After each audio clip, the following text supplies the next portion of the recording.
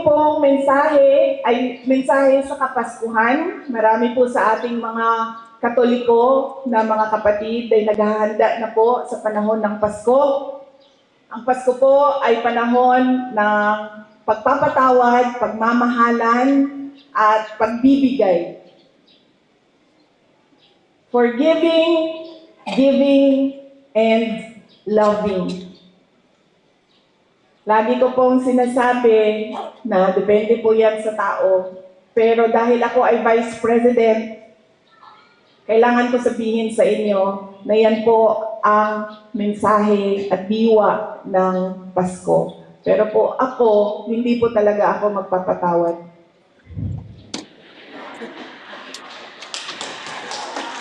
Pero kailangan ko sabihin sa inyo na ang Pasko ay panahon ng pagpapatawad. Nasa sa inyo na yan. Kung magpapatawad kayo, dahil iba-iba naman ang tao eh. Diba? Meron sa atin mabilis magpatawad, meron sa atin matagal, at meron sa atin dinadala na talaga sa hukay ang galit.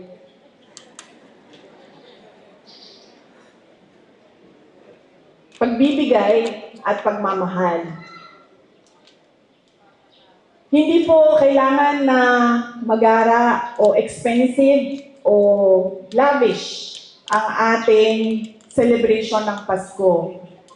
Dahil po, ang mahalaga po sa Pasko ay hindi po yung kamahal-mahal na lechon. 15,000, 18,000 na lechon, bandehadong daming pansit. Bumabaha ang kanin. Dahil po, aanihin po natin ang masarap na lechon. Kung yun namang kumakain sa harap natin ay masama ang loob nila sa atin. Di po ba?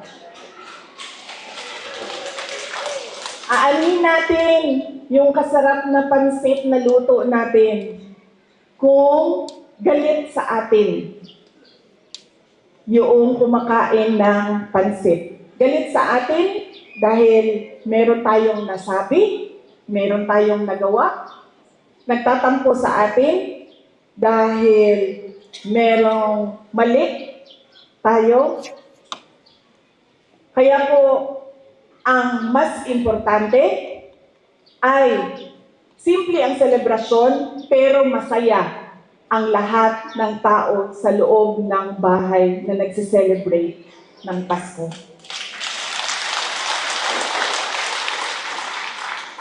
Huwag na po yung mga cake, lechon, pansit, bumabaha ang kanin.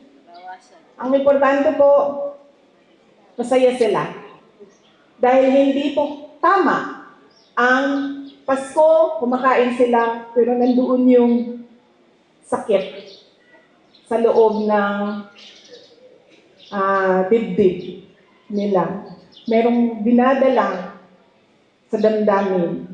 Kaya paniguraduhin natin na napapaabot natin at napapaalam natin sa ating mga mahal sa buhay ang pagmamahal natin sa kanila. At paniguraduhin natin na sila ay masaya dahil sa atin. Yan po ang mensahe ko sa inyo ngayong Pasko. Ang pagpapatawad po mahalaga sa mga senior citizens dahil po marami po tayong tampo sa ating mga anak, sa ating mga kapatid. Marami pong daladalang hugot tayo. Kaya napakahalaga din po na pag-isipan natin yan ngayong panahon ng Kapaskuhan. Yan po ang forgiving, giving, and loving.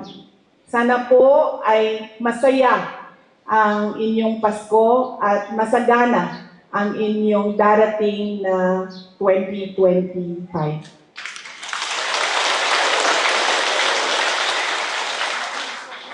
Mga kababayan, ang lahat po ng ginagawa natin ay para sa Diyos, sa bayan, at sa bawat pamilyang Pilipino. Syukran.